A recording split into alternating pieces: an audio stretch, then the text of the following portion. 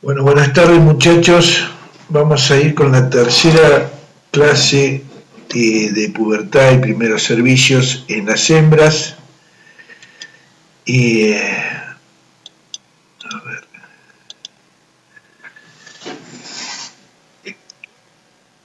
Si ustedes se fijan, desde que empezamos la materia, arrancamos, digamos, en la parte que vimos reproducción y fisiología de la gestación, arrancamos con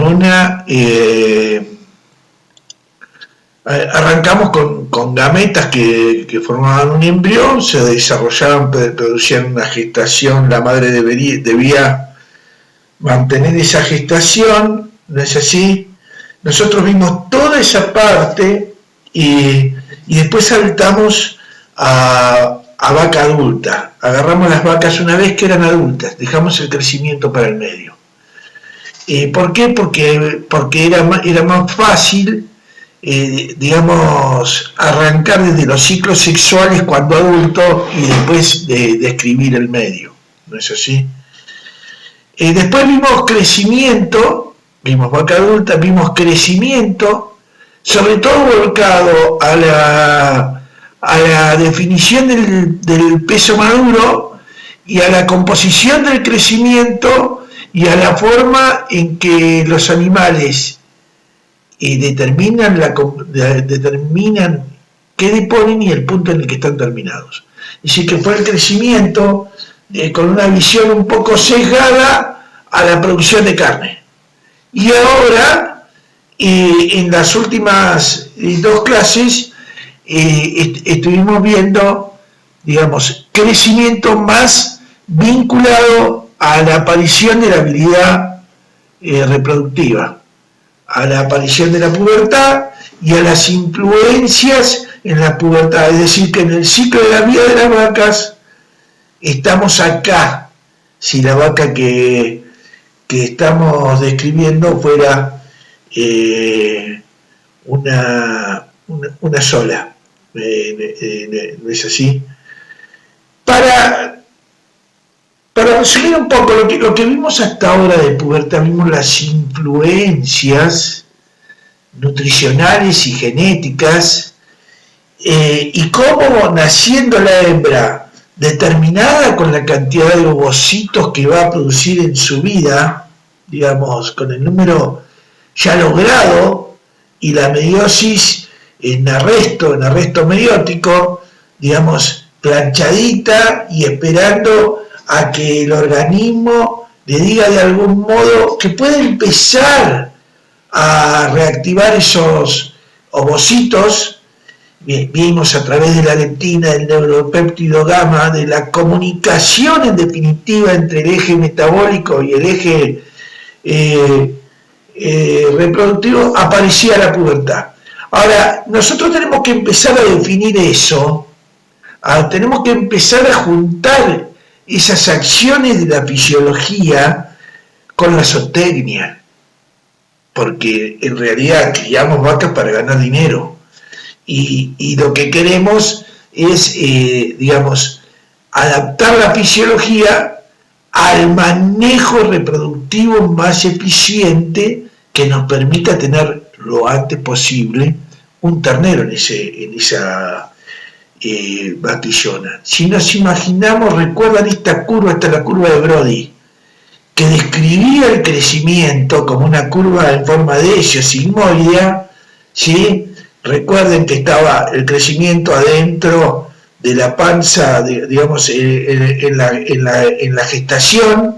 Acá hablamos de todas las cuestiones que hacen a la programación fetal y al impacto de la epigenética en el feto en crecimiento. Recuerden el impacto en los diferentes momentos de la organogénesis y las influencias de la vida inútero que la epigenética puede hacer que las vacas de cría trasladen a la vida adulta y a la vida productiva, y que influencien el modo en el que vamos a ganar dinero después.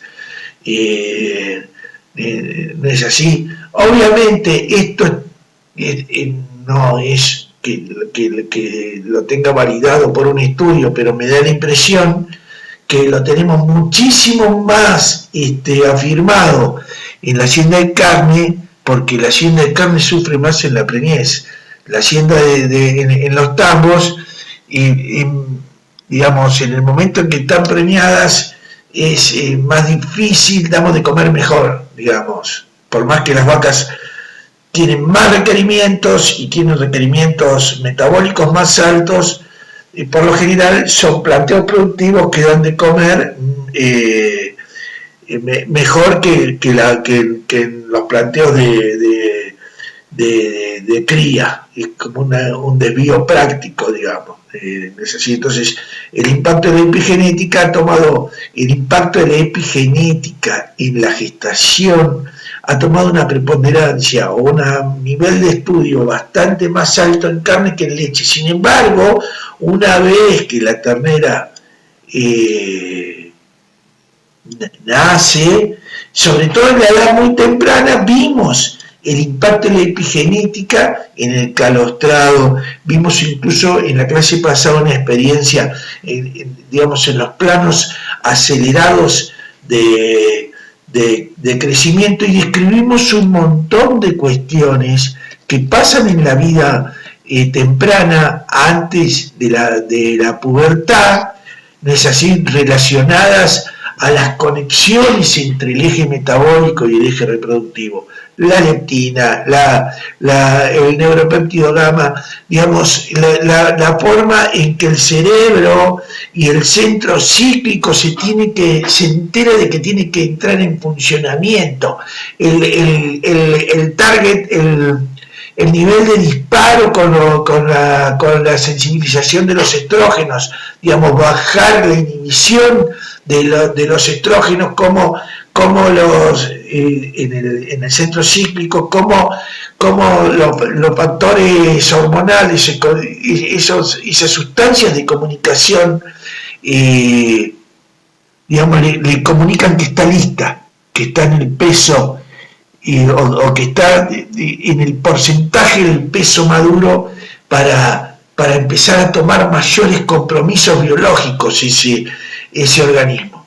Ahora bien, digamos, esto lo vimos en la clase pasada, definimos la curva de crecimiento, definimos las cuestiones que hacen a la aparición de la pubertad, pero siempre el que manda es este señor, el peso maduro, que no es fijo. Ya estudiamos que lo podemos variar, pero que como nosotros a lo largo de la vida de las vacas, en los diferentes frames y en las diferentes razas, en las diferentes líneas genéticas y en los diferentes sistemas de producción con los diferentes niveles de nutrición, lo podemos influir, digamos, es lo primero que tenemos que tener en cuenta.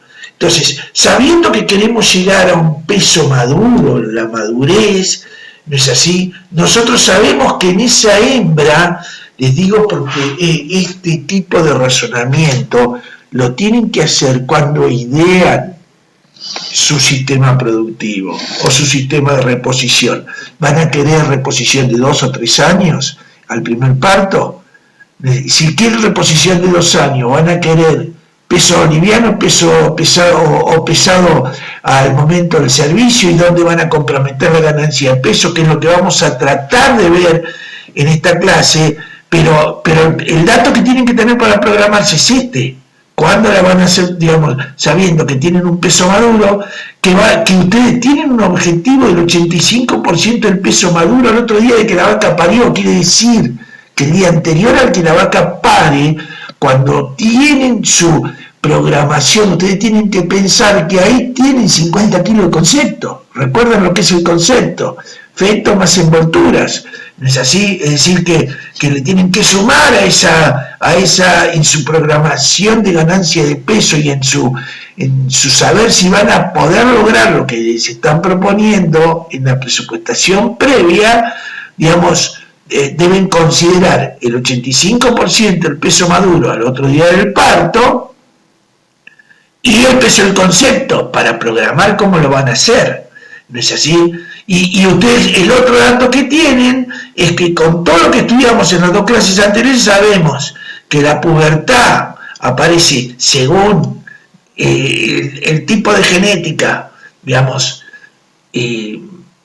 lecheras, intermedias, Bacillus de carne o índicas, entre el 40 al 65% del peso maduro, que eso lo podemos influir a través del manejo nutricional del destete precoz, del no destete precoz, digamos, podemos adelantar la pubertad y tenemos que saber si ese adelantar la pubertad en algunos casos nos conviene o no, porque, digamos, estudiamos los temas de pubertad precoz, digamos, y que podía ser un disparate de plata o de problema de manejo, tener todas las torneras alzadas y toro por ahí cerca, por ejemplo. No es así, pero entonces ya van tres ítems. Peso mal cuando me siento a programar cómo voy a meter mi reposición. Ya tengo 3 ítems para poner targets, para poner objetivos. El peso maduro, el 85 del peso maduro al otro día del parto, el peso del concepto el día anterior del parto, y que tengo la pubertad entre el 40 al 65%, dependiendo de la raza. ¿No es así? Ahora, con estas asunciones, con estas con estas definiciones, yo sé que que en el medio de estos dos tengo el largo fijo de la gestación, digamos, el nivel de variación que le puedo meter a través de la selección a la gestación es poco. Entonces, en mi organización de manejo tengo que considerar ese largo fijo de la gestación para calzar en las épocas y en los ADPB que quiero lograr esta curva de crecimiento. Una vez que tengo el largo fijo de la gestación, tendré que determinar a qué momento voy a poner mi primer servicio y considerando, como vamos a ver en las últimas líneas de esta clase, que entre el primer servicio y la pubertad, yo quiero que pasen 2 o 3 ciclos, porque eso me incrementa la fertilidad. Y recuerden que la supervivencia de una vaquillona, digamos que la supervivencia en el rodeo, el estudio de Cushman, la supervivencia en el rodeo, la vaquillona la determina, digamos, si paren los primeros 21 días, si puede parir en los primeros 21 días de la estación de partos, porque la que pare en los primeros 21 días de la estación de partos, ¿sí?, tiene más altas probabilidades de mantenerse hasta el 6º año que la que pare en el segundo o la que pare en el tercer ciclo. Entonces ustedes tienen que calzar vaquillonas cabezas, pero para eso este razonamiento, esta filmina, es crítico, ¿no es así? Entonces, tienen que llegar con 2 o 3 ciclos antes, y obviamente tienen un lag hasta la concepción, porque ustedes saben que no van a premiar todas en la primera pasada, digamos, en la primera pasada de inseminación o en la primera pasada de los toros. Digamos, tienen una deficiencia. Entonces son todos los factores que se tienen que sentar a pensar cuando idean el modo en que van a calzar sus vaquillonas adentro del rodeo adulto, digamos, la van a juntar con el rodeo adulto, ¿no es así? Obviamente después viene que el segundo parto no terminó de crecer y recién lo hará en el tercer parto. Lo que vamos a ver ahora, vamos a hablar ahora un poco de ese manejo, después de que llegamos a la pubertad o estamos en el periodo peripuberal y tenemos que decidir el momento en que, arrancamos el servicio de esas vaquillonas para calzarlas en el rodeo adulto. Y ustedes saben, digamos, es decir, que estamos acá, estamos manejando este momento donde las alternativas se multiplican porque ustedes pueden elegir acá, digamos, entre muchas entre muchos esquemas. La primera discusión, que nosotros no la vamos a tomar en esta clase, es si primer parto 2 años o primer parto 3 años. En realidad, el mundo ya hace primer parto 2 años en zonas donde la intensificación lo permitió. Digamos, donde la intensificación lo permitió. Para tener primer parto 2 años, nosotros tenemos que tener, tenemos que entorar vaquillonas, cabeza de parición, hija de la, ternera de la cabeza de parición, de 14-15 meses. No es así. Eso aprieta mucho el manejo, y la charla de hoy va a estar direccionada a ese tipo de vaquillonas, no porque sea lo que tienen que hacer ustedes en la zona, y porque en la evaluación de si 2 o 3 partos, si 2 o 3 años al primer parto, debe ir el nivel de riesgo que toman. Entonces yo no les voy a bajar una receta, y no es así. Vamos a ver la discusión que hay actual en el grupo de vaquillonas de 2 años, en la alternativa de vaquillonas con primer parto a los 2 años, y la clase que viene vamos a hablar del primer parto a los 3 años. Pero además hay una discusión alrededor del peso al que uno toma el compromiso de preñar la vaquillona en las vaquillonas de entore precoz. De entore precoz de parto a los 2 años. Y no es así. Y que quiero que lo conozcan, y que conozcan las ventajas y desventajas de cada una de las dos, porque es una discusión que hoy se está dando en el mundo, digamos. No es así. Estas son recomendaciones de primer mundo, de sistemas intensivos. No es de primer mundo, sino de sistemas intensivos, y vuelvo a decir que no quiero que se tomen como una receta. El primer servicio típico, 13 a 15 meses de edad, lo podríamos poner como una meta zootécnica, y probablemente sí, probablemente no, depende del sistema y del nivel de compromiso que ustedes están dispuestos a tomar con el manejo nutricional de esas vacas. Nosotros en la clase de hoy vamos a hablar solamente de vaquillonas en este ámbito. ¿No es así?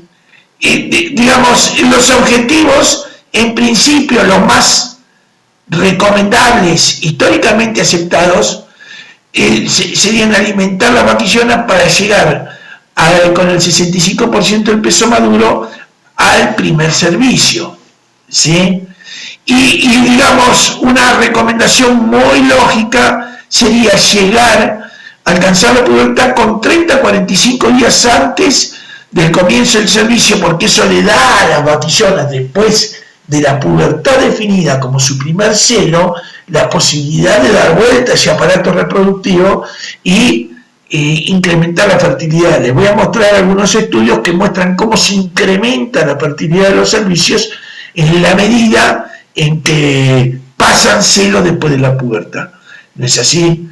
Y vamos a ver 2 alternativas, como alternativa contrapuesta al 65%, algunos que defienden ahora el 50 o 55% del peso maduro, y toman un riesgo mayor en el manejo de esa vaquillona.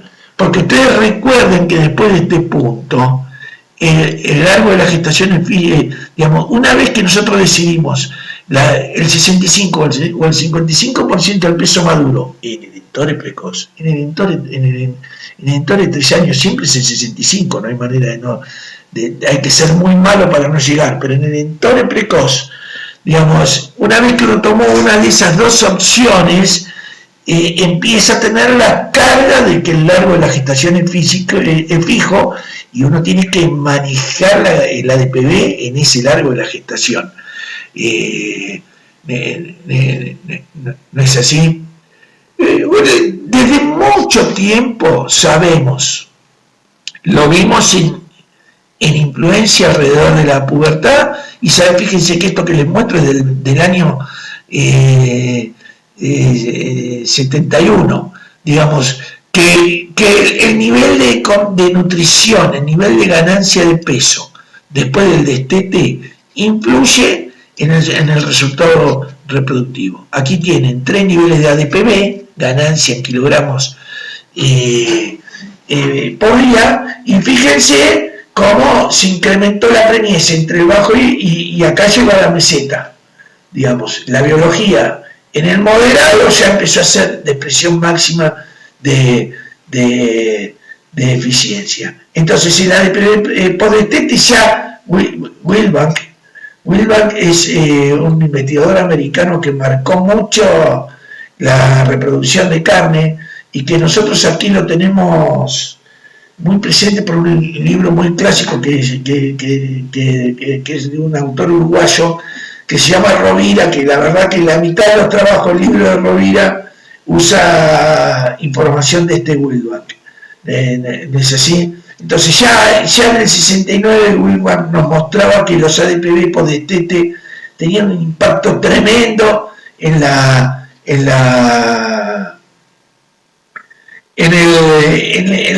el resultado reproductivo de la concepción en el primer servicio de vaquillones. ¿No es así? Y recomendaba entre 550 y 800 gramos independientes, digamos, el rango ese en el rango de frames, no hay vuelta de hoja. Y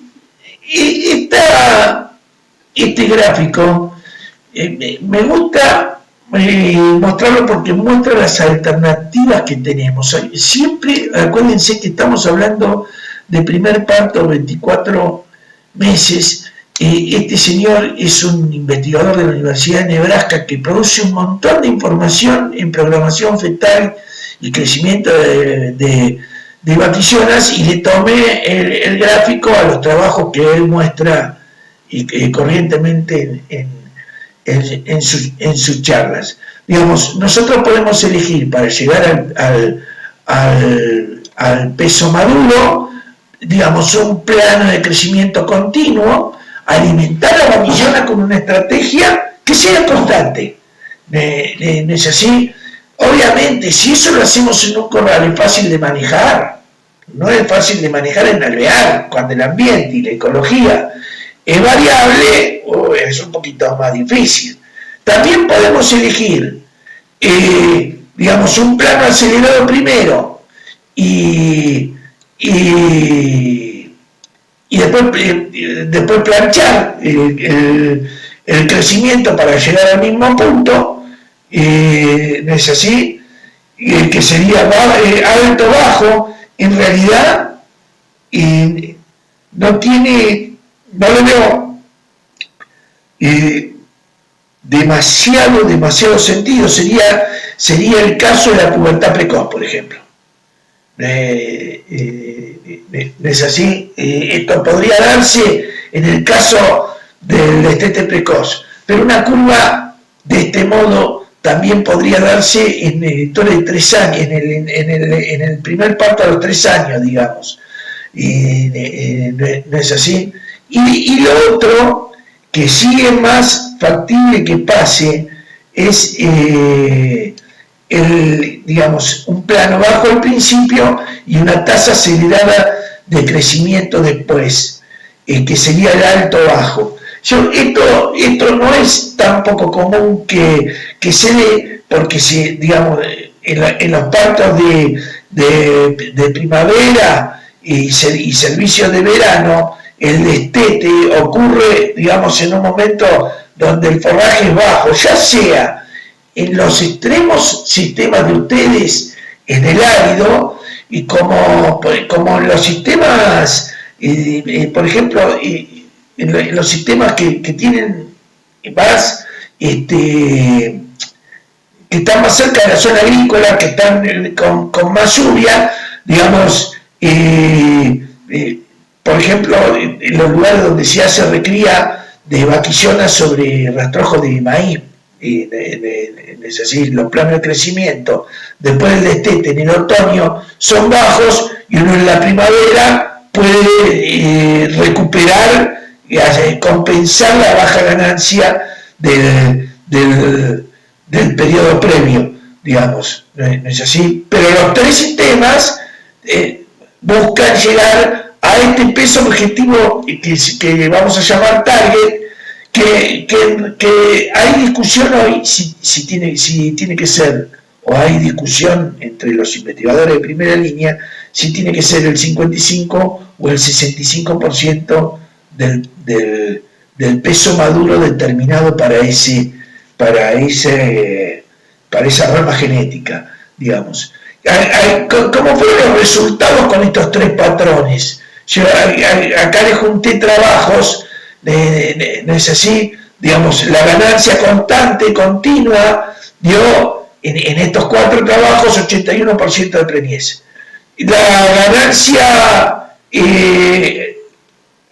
baja alta, ¿sí? Que es esta de acá, baja alta, dio 81, no hay diferencia entre estos dos, digamos, no hay diferencia digamos, no se pueden detectar diferencias. Y la alta baja dio 73. Y yo acá pongo un halo de precaución, porque digamos, no es bueno que lleguen al servicio vaquillonas que digamos, perdiendo peso, que han sufrido.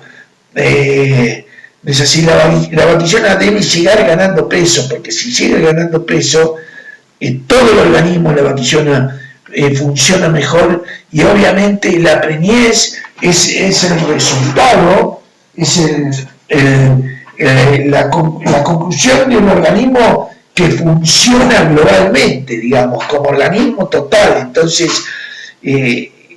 esta va a llegar peor que esta que llega creciendo, que llega ganando peso.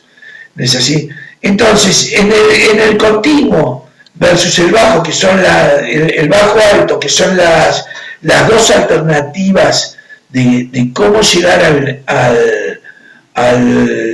al peso del servicio, recuerden que para acá lo que queda es fijo, porque el largo de la gestación es fijo. Entonces, yo si puedo jugar con esto de acá. Acá estoy obligado porque tengo 280 días para que la tipa voltee el ternero. Es así, después de este punto, donde la preñé, después de este punto, estoy obligado porque la tipa carga el parásito, carga el producto, y tengo que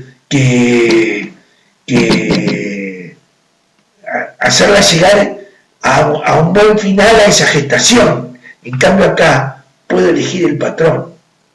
Es así, el patrón de crecimiento, y en lo que ustedes deben entender que el productor se sienta a graficar y a programar en una línea de tiempo. ¿No es así? Bien, estos son trabajos, digamos, esta filmina debería ir un punto atrás, pero bueno, en la comparación entre restricción y crecimiento acelerado después, o todo el tiempo en crecimiento, digamos, ¿qué encontraron? Acá hay dos trabajos que mostraron. Los costos de alimentación fueron para este sistema 10% menor. Fíjense que los dos llegaron prácticamente al mismo tipo al servicio, pero estas crecieron todo el tiempo y esta crecieron en dos fases, es lo que le mostraba recién. Ahora, estas gastaron menos comida, es probable que acá aprovecharon un rastrojo de maíz con suplementación proteica, después las pasaron a una pastura de primavera o la suplementaron, y no es así, las hicieron compensar este momento y llegaron a penitas un poco más livianas. No es así, digamos, ¿qué mostraron, digamos, qué diferencias hay entre el even gain, que es el ganando continuo, o el bajo alto? El bajo alto disminuyó los costos de alimentación 10%, alcanzó pesos similares al preservicio, tuvo similar porcentaje de vaquillón aciclando, podría incrementar la reserva folicular y la longevidad. No me voy a meter en el porqué. ¿Y qué quiero mostrarles con esto? Digamos que hay flexibilidad, hay considerable flexibilidad en el desarrollo de sistemas de manejo post-destete nutricional. Lo que no tiene que quedar es largado libre albedrío. Digamos, ustedes tienen que programar y después monitorear lo que han programado de ganancia con un objetivo firme, a dónde quiero llegar en el momento del servicio. No es así, acá tienen una comparación de longevidad de sistema de nutrición alto, duración en el sistema de nutrición siempre alto. Fíjense que la longevidad en las vaquillonas que siempre estuvieron comiendo alta, que siempre estuvieron comiendo en un alto plano de nutrición, en el quinto año quedaban menos vaquillonas que en la que estuvieron siempre en un plano moderado, ya como vacas. Estos son segundo año, tercer año, cuarto año, quinto año de vida, y las que estuvieron en los bajos altos, digamos, ¿no? Fueron las mejores. Es así. Es probable que estas, en el primer aprobache de sufrimiento, hicieron sapo. ¿Sí? Bien. Actualmente hay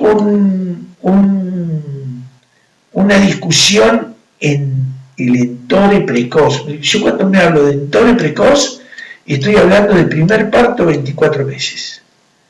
El primer parto de 3 años lo vamos a ver en la clase que sigue. Pero acá estoy hablando del primer parto 24 meses. Digamos, hay como dos posturas en la biblioteca. Están los que defienden el primer parto al 65%, el primer servicio al 65% del peso maduro, ¿sí? Y el primer servicio, y están los que defienden el primer servicio al 55% del peso maduro. Para los dos, el objetivo es llegar al 85% del peso maduro al otro día del parto. No es así, tengan claro eso, porque digamos el tiempo que estos dos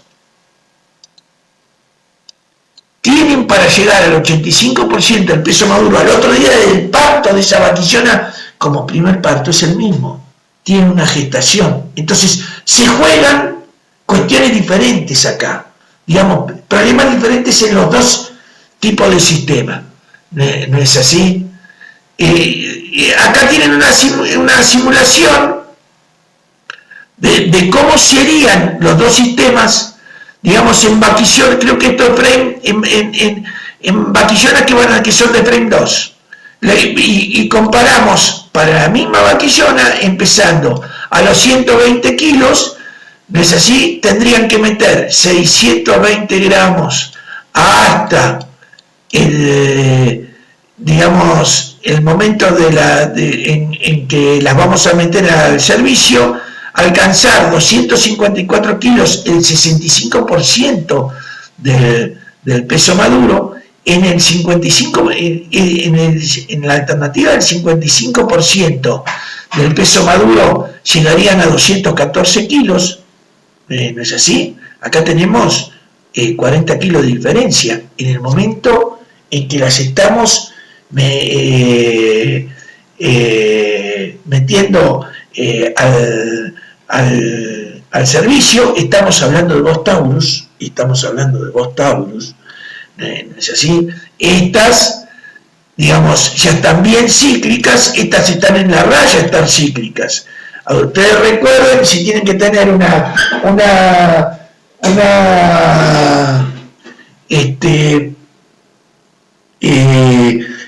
guideline, una regla, una guía de edad a pubertad, la Holstein 45%, las Bos Taurus carniceras 55%, las índicas 65% del peso maduro. Digamos, ahí tiene la diferencia genética, pero estas son las dos Bos Taurus, quiere decir que acá estaban cíclicas, ¿no es así? Pero acá dejaron llegar al 65% del peso maduro. El peso, digamos, estos investigadores lo hicieron con peso preparto del 90% del peso maduro antes, 90% del peso maduro antes del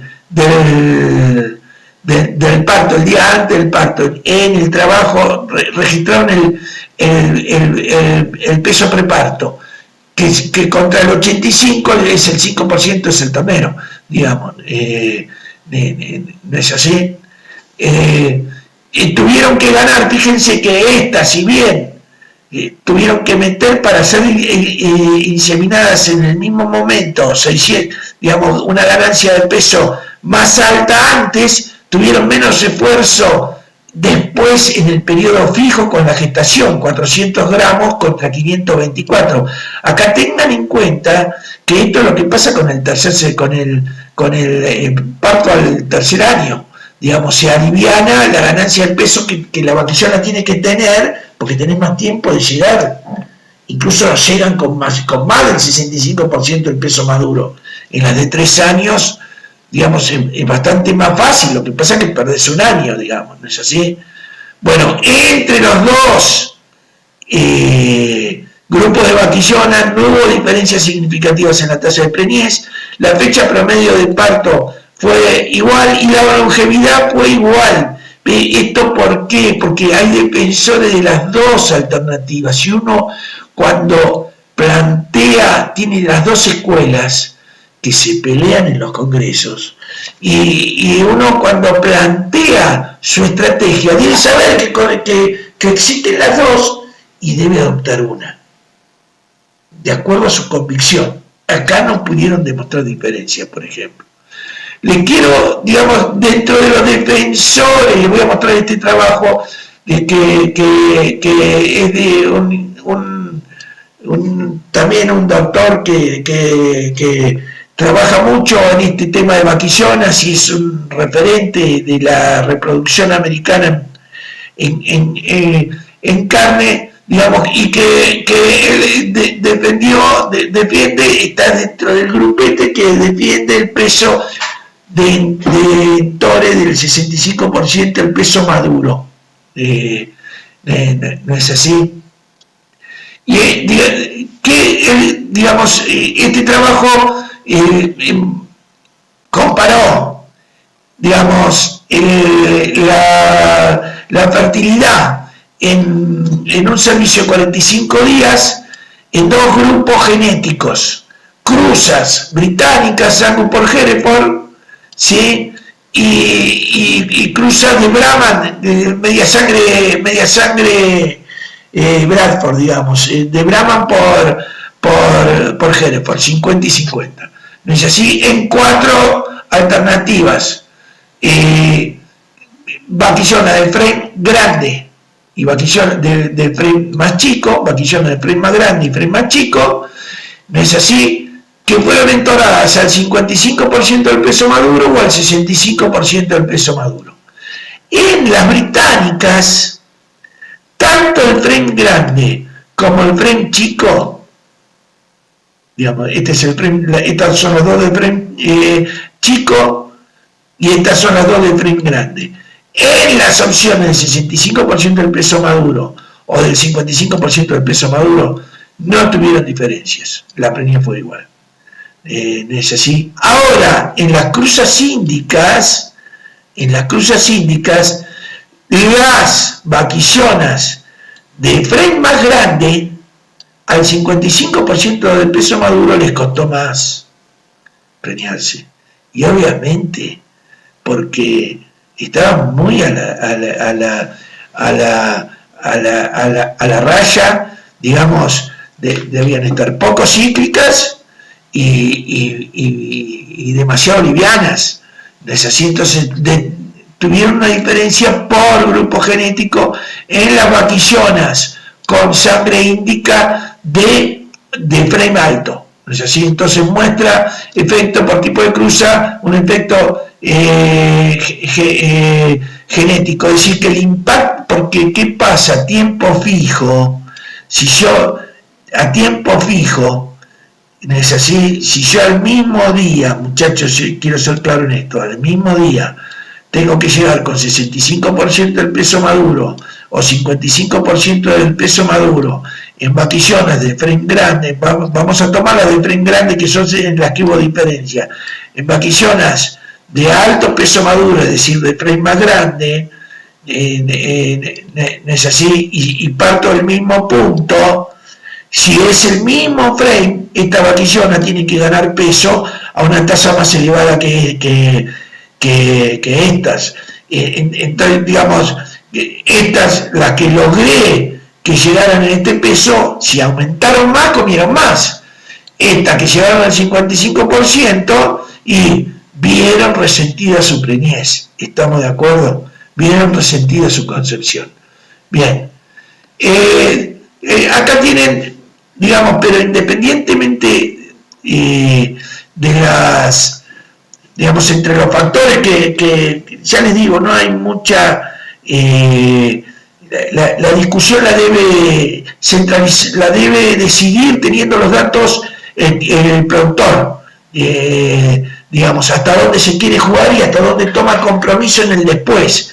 No es así. Acá tienen una compilación de, son 8 trabajos, donde fíjense que entre el 55% del peso maduro y el 65% no hubo diferencia en los porcentajes de preñez logrados en ese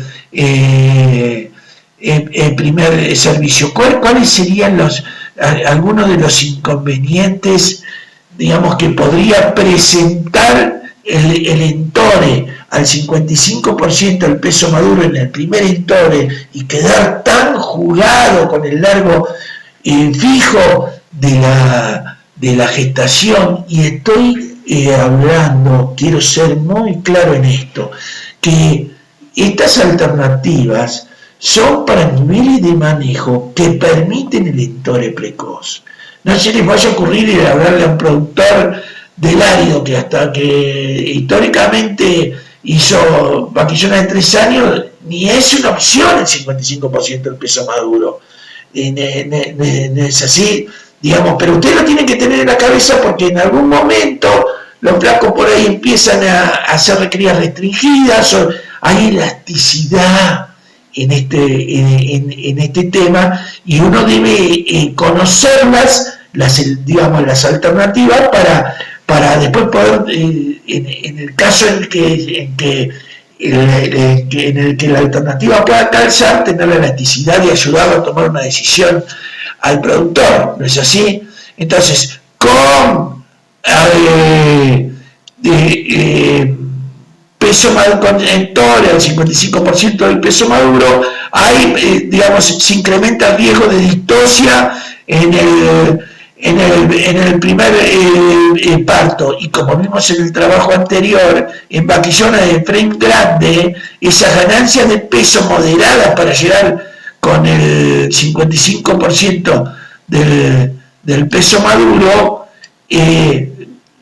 impactaron negativamente en la reproducción. Una pregunta que uno debería hacerse es ¿por qué si al 55% en vaquillones de frame grande impactó y por qué no al 55% en vaquillones de frame chico? Porque en realidad acá de lo que estamos hablando es de un objetivo de crecimiento a lograr, y no es así. Entonces es probable que con menos comida lleguemos más firmemente al 55% en vaquillones de frame chico que al 55% en vaquillones de frame grande, donde por ahí nuestro objetivo era el 55 y hicimos el 52.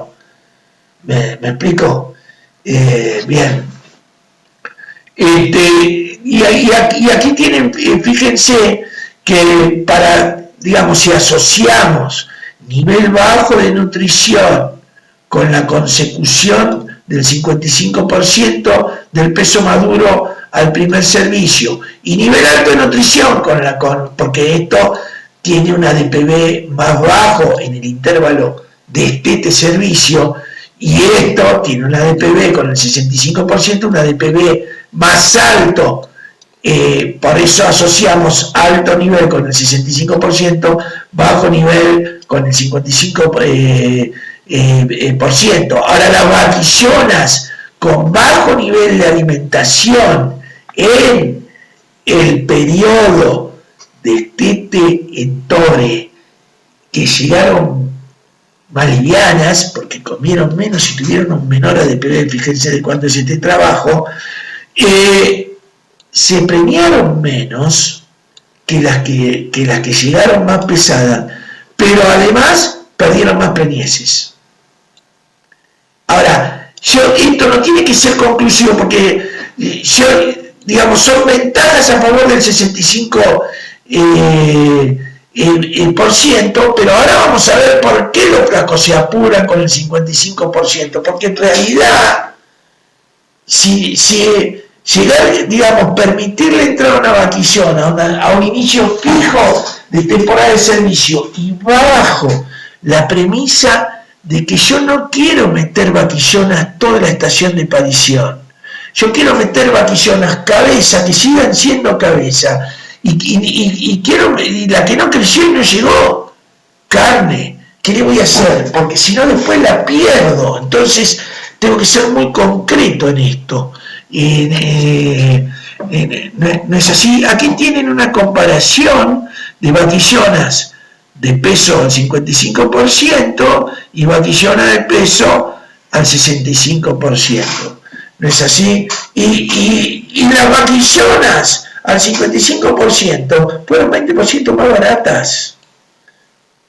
Gastaron en dólares menos 55 contra 69 dólares, 55 centavos contra 69 centavos, fueron 20% más baratas de alimentar, porque por ahí las pudieron meter. Ustedes vieron que yo les mostraba un plano así contra un plano así, y acá me ahorré 10% de comida, lo vimos en las primeras filminas, ¿no es así? Entonces, ¿por qué yo podría querer, digamos, justificar llegar con el 55% del peso maduro? Estoy hablando de vaquillonas Botaurus, ¿no es así? Por ahí en un lugar donde tengo en otoño rastrojos de trigo, rastrojos de maíz, y las quiero meter ahí con 400 gramos de proteína y levantar la apuesta en agosto, septiembre, pero hacer una restricción ahí y llegar más jugado, y por ahí llego con vaquillonas más livianas al inicio del servicio, por una cuestión de moneda, porque acá estamos hablando de planteos que entonan que tiene su primer parto por primera vez a los 24 meses y que digamos, tratan de llegar con una vaquillona aceleradita. ¿Es así? ¿Cómo fueron los resultados? Digamos, como no se pueden, fíjense, perdón, que en resultado productivo, en realidad, con todos los miedos que uno tiene, con las distocias, en resultado productivo, lo único significativo, acá tienen una comparación de 55 contra 65, la única diferencia entre las dos fue, y la de PB, que con esta letrita que está ahí les está diciendo que es significativo, el peso previo al servicio, la del 55%, obviamente, pero más liviana que la del 65%, y la condición corporal, esta si tuvieron más flaquita. Es así, que estas que llegaron más pesadas. En las demás hubo diferencia, también en el porcentaje de cíclica, porque obviamente, digamos, ustedes cuando decimos la pubertad llega donde es con una dispersión, entonces las del 55 llegaron con menos porcentaje de cíclica que la del 65, pero en preñez no hubo diferencia significativa. ¿No es así? Entonces tienen las dos opciones y se los cuento porque es un tema de discusión hoy en los lugares donde se genera conocimiento que nos incluyen a nosotros como técnicos, digamos. ¿No es así? Entonces, precauciones al usar esta postura, que es un poco más arriesgada. Se debe asegurar que las vaquillonas ganen peso durante la estación de servicio, porque llegan más jugadas. ¿No es así?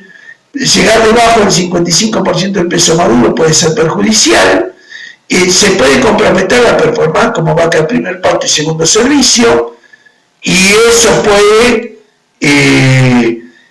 digamos, resentir la repreñez de esa vaca de primera cría, ¿no es así?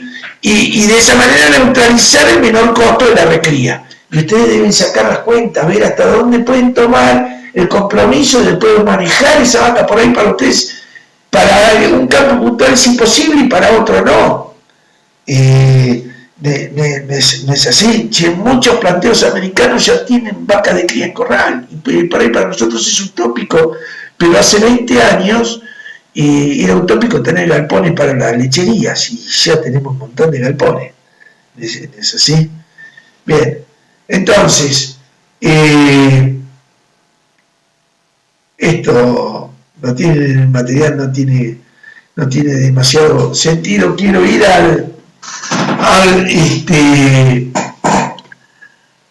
ya tengo decidido la fecha de inicio del servicio, ¿sí? Y el porcentaje del peso maduro con el que quiero llegar a ese servicio de la vaquillona, 55 o 65, pensando en el entore a 2 años. El entore a 3 años lo vemos la clase que sigue.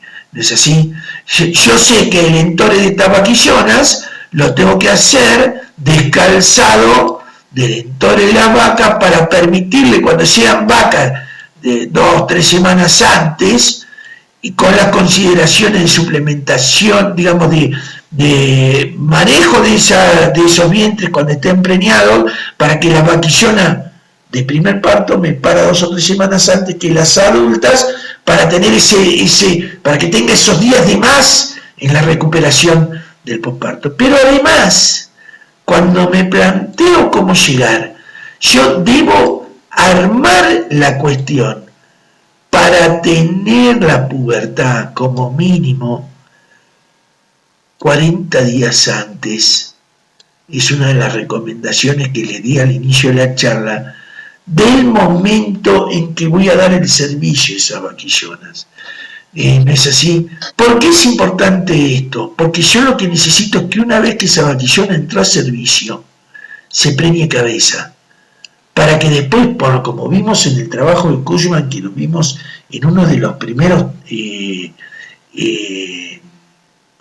una de las primeras clases, esa vaquillona me dure muchos años en el planteo. Entonces, como necesito que se preñe cabeza para que después se mantenga y cabeza, necesito que llegue con ciclos, porque la fertilidad se incrementa con el número de ciclos después de que la vaquillona llegó a la pubertad. Entonces aquí tienen, si este es el celo puberal, primer ciclo, primer ciclo después del celo puberal, segundo, tercero o cuarto o mayor, y cómo sube la concepción de esas vaquillonas, es decir, que el tercer ciclo fue el más fértil.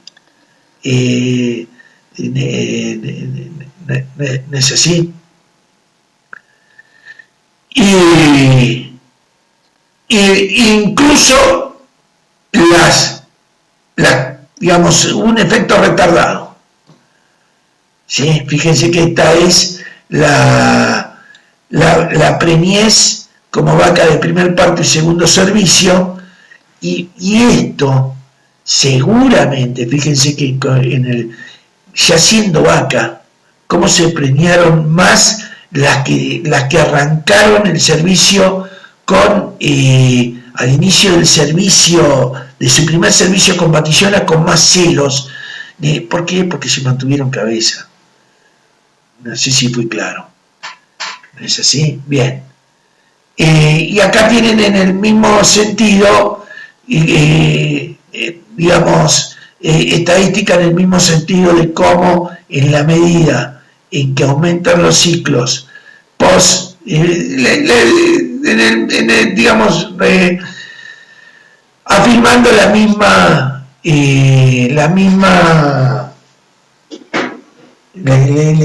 mismo parámetro. Digamos, cuando entonen las vaquillonas, tienen que asegurarse que las vaquillonas lleguen con 2 o 3 ciclos al primer servicio para que se preñen cabeza y se mantengan cabeza. ¿No es así? Le quiero hacer 2 o 3 filminas de algunos comentarios sobre algo que no tocamos, que lo tocamos muy por encima de la parte de crecimiento, que es la parte de desarrollo y aprendizajes de las terneras. ¿No es así? Sobre todo porque en este momento de la recría, digamos, y del momento en que ustedes meten las vaquillonas a servicio, suele haber mezclas de manejos. Suele haber que las encierro en un corral, las hago en recría acelerada y después de momento la tengo que inseminar y la largo de repente al campo, y esos movimientos se hacen en un modo brusco que muchas veces atenta contra el sentido común. Entonces les quiero mostrar algunas cuestiones que hacen a los aprendizajes de las vaquillonas. Ustedes saben que los rumiantes, digamos, nacen dependientes completos de la leche y empiezan a comer sólido como comen todos los mamíferos. En los rumiantes en especial hay una característica, que es que el sistema digestivo se debe adaptar porque cambia en las proporciones relativas de sus estómagos. ¿No es así? Entonces, lentamente empiezan a comer sólido y empiezan una transición de lactante prerumiante a rumiante. ¿No es así? Y se sabe que cuando el ganado no conoce lo que no tuvo aprendizajes, el ganado aprende a comer al lado de la madre, al lado de sus amigos, y aprende a conocer las plantas del lugar, digamos. Fíjense, digamos, aprenderá a comer, digamos, ellos aprenden a comer por imitación, conociendo los lugares de los potreros, las plantas que son buenas, las plantas que son malas, las que reyecta la madre. Entonces cuando vos pones a uno nuevo, es como a uno nuevo en un ambiente nuevo, es como el chico que va por primera vez a la escuela, tiene que aprender,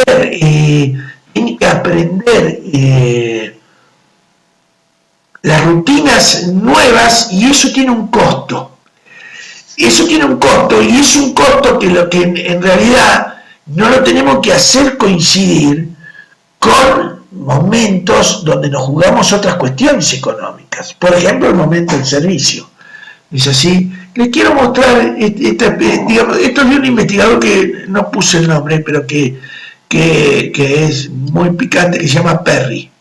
¿Sí? Que escribe mucho en reproducción de Perry, así.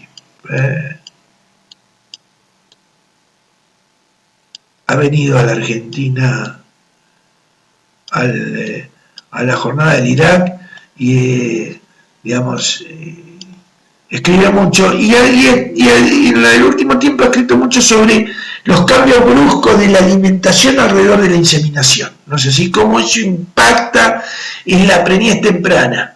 Y este trabajito a mí me gustó y se lo presento.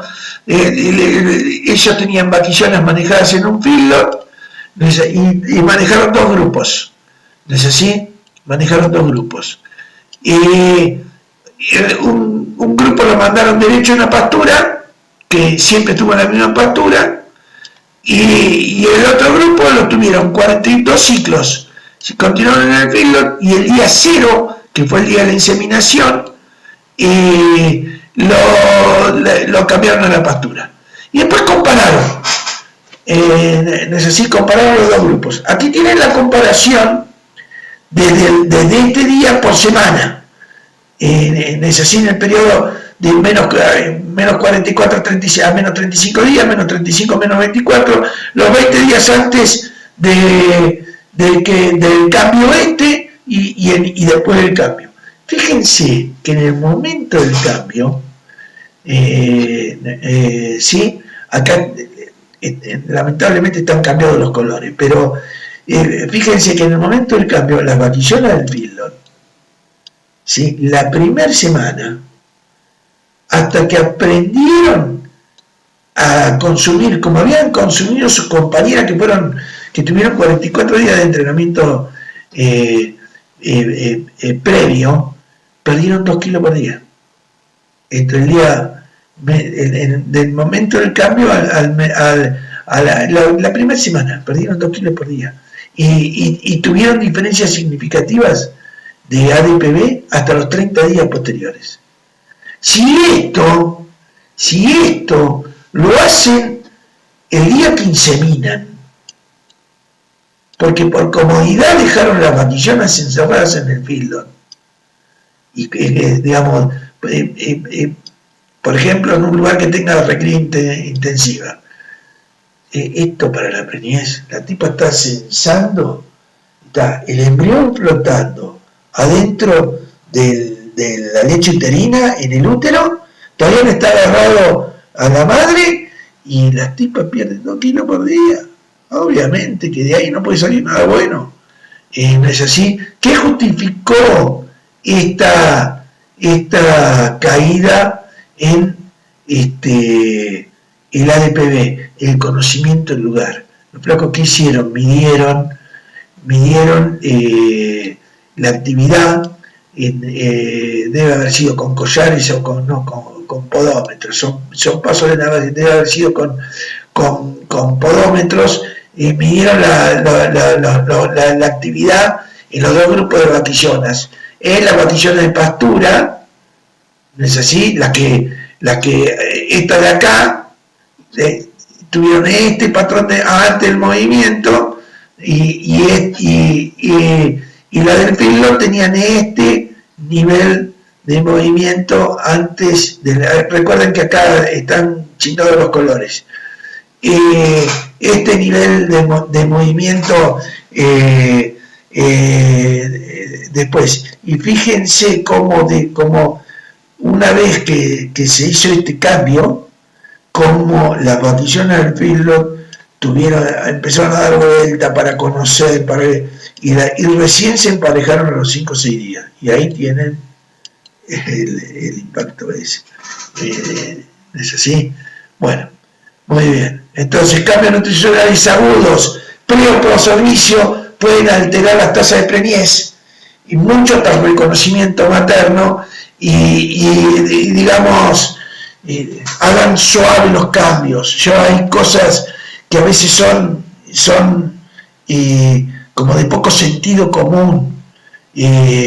Bajar vaquillonas sin seminar, bajar las vaquillonas del camión y armar un programa al otro día que bajaron las vaquillonas del camión, o desafiarlas al servicio y bajarlas y desafiarlas, ponerlas con motor. Sí, vas a hacer bosta la cabeza, digamos, lo tenés que hacer con 40 días.